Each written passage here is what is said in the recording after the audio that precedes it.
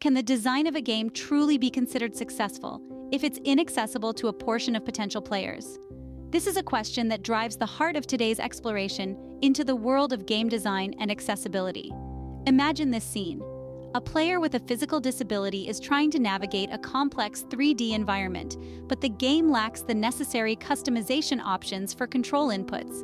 The player's experience becomes frustrating, and they might even abandon the game altogether. This is a reality for many gamers, and it's why we need to discuss the importance of accessibility in game design. Take, for instance, The Last of Us Part 2, a game that has been widely applauded for its groundbreaking approach to accessibility.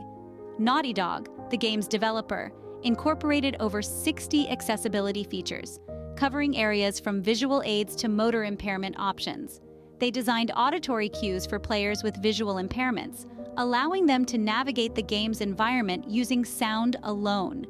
For players with motor disabilities, the game provided fully customizable controls, enabling them to tailor the gameplay to their unique needs. The result?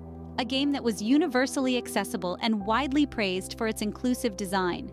Now consider Celeste, an indie platformer game.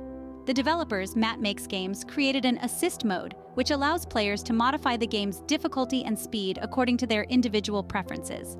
This feature, initially intended to make the game more accessible to players of varying skill levels, also proved invaluable for players with disabilities. These case studies show us that designing with accessibility in mind doesn't mean compromising on the quality or challenge of a game. Instead, it opens the game up to a wider audience and enhances the overall player experience.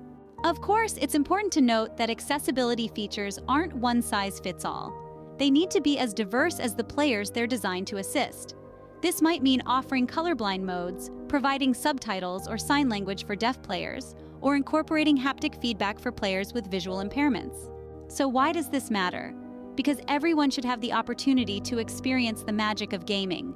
Game design isn't just about creating a visually stunning world or a compelling narrative, it's about making that world and that story accessible to all. In the end, accessibility in game design isn't just a nice-to-have feature, it's a necessity. It's an acknowledgement that every player's experience matters.